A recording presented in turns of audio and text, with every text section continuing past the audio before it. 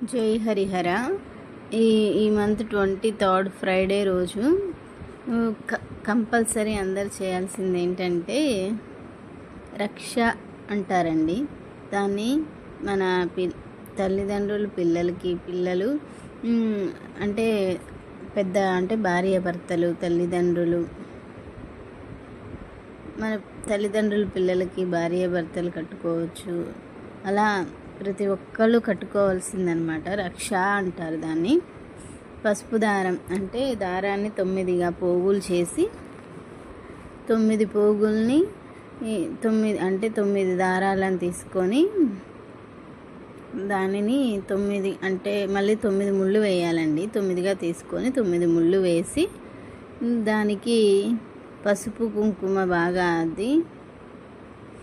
అద్ది ముళ్ళు ఒక్కొక్క ముడికి ఒక్కొక్క రక్ష అంటే అమ్మవారు ఆ రక్ష అనేది ఎందుకంటే కట్టాలి అనేది అమ్మవారి శక్తి స్వరూపం అన్నమాట. 9 ముళ్ళు 9 శక్తి స్వరూపాలు అన్నమాట. అది రక్ష అని కడతారనమాట ఈ శ్రావణ మాసంలో.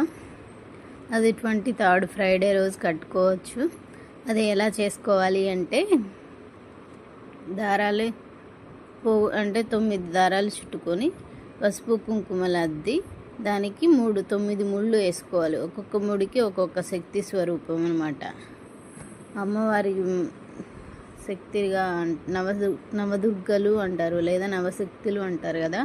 అలా తెలిసిన వాళ్ళు అమ్మవారి నామాన్ని తెలుసుకుంటూ ఒక్కొక్క ముడి వేసుకోవచ్చు.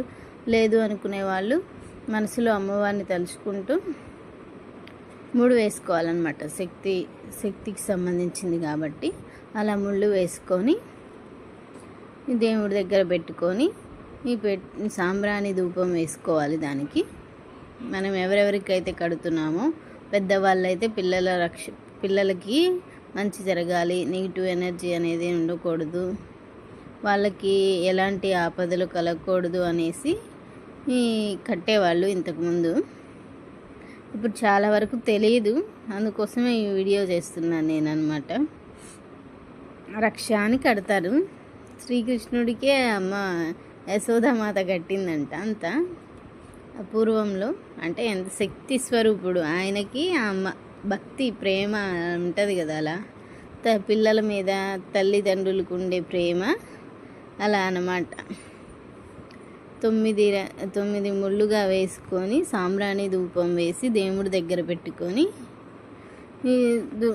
ఎవరైనా నామాలు సహస్రనామాలు అట్లా లలిత సహస్రనామం దుర్గామాత నామాలు ఇలా వచ్చిన వాళ్ళు అవి చదువుకోవచ్చు.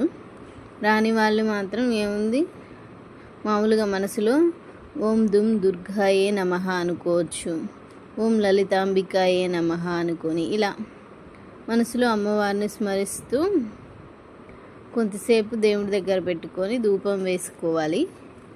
వేసుకొని పిల్లలకి నైట్ వచ్చాక చేతికి రక్ష కట్టాలన్నమాట. స్నానం చేసి దేవుడి దండం పెట్టుకొని రక్ష కట్టాలి. కట్టి వాళ్ళకు కూడా మనం సాంబ్రాణి ధూపం వేయాలన్నమాట. ఇది అండి రక్ష అని ఎందుకు చెప్తారంటే ఈ పౌర్ణమిలో అంటే ఈ పండగ ఉంది కదా శ్రావణ మాసంలో పౌర్ణమి తర్వాత కానీ పౌర్ణమి రోజు కానీ ఇట్లా కడతారు. రాఖీ కాడి నుంచి స్టార్ట్ అవుతుందన్నమాట. నెక్స్ట్ ఫ్రైడే రోజు కట్టుకోవాలన్నమాట. శక్తి స్వరూపం రాఖీనేమో రక్షాబంధన్, అది కూడా శక్తికి రక్ష. నాకు కట్టేటప్పుడు నాకు నువ్వు రక్ష, నీకు నేను రక్ష, మనకి ఆ దైవం రక్ష అంటూ కట్టుకోవాలన్నమాట. అలా కట్టేవాళ్ళు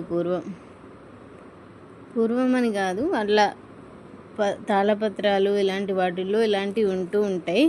అందరికీ తెలియాలని లేదు కదండి. తెలిసిన వాళ్ళు కొందరు పాటిస్తారు, కొందరు పాటించరు. కానీ దీని మెయిన్ అర్థం ఏంటంటే ఈ రక్ష అనేది మనకి తోడుగా ఉంటుంది అని, నెగిటివ్ ఎనర్జీని తొలగిస్తూ మనకి ఆపద సమయాలలో ఆదుకోవాలి. ఈ సంవత్సరం ఇప్పుడు శ్రావణ మాసంలో కడతాం కదా, అట్లా ఈ సంవత్సరం మళ్ళీ వచ్చే సంవత్సరం దాకా ఆ ముళ్ళు కొంతమంది 12 ముళ్ళు వేసుకుంటారు, కొంతమంది 9 ముళ్ళు వేసుకుంటారు అనమాట.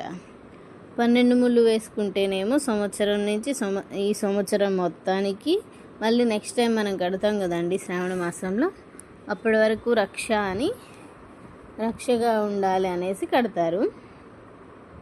9 ముళ్ళు శక్తి స్వరూపాలు, అమ్మలకు మించింది ఏముంది, నవదుర్గ నవమాత అట్లా నవశక్తి స్వరూపాలుగా భావించి 9 ముళ్ళు వేస్తారనమాట. అలా వేయడం వల్ల ఆ అమ్మ అష్టలక్ష్ముల శక్తి అనుగ్రహం, అష్టలక్ష్ముల అనుగ్రహం, నవదుర్గల శక్తి మనకి తోడుగా ఉంటుందని అర్థం అనమాట. అందుకని కంపల్సరీ అట్లా కట్టుకుంటారండి. తెలియని వాళ్ళ కోసమే ఈ వీడియో, తెలిసిన వాళ్ళైతే పర్వాలేదు, తెలియని వాళ్ళ కోసం కాబట్టి కంపల్సరీ చేసుకోండి. అంటే సొసైటీ మనకు తెలిసిన విషయాన్ని నలుగురికి పంచితే వాళ్ళకి ఉపయోగపడుతుందనే ఒక మంచి ఉద్దేశంతో నేను ఈ వీడియో చేస్తున్నాను. Thank you so much.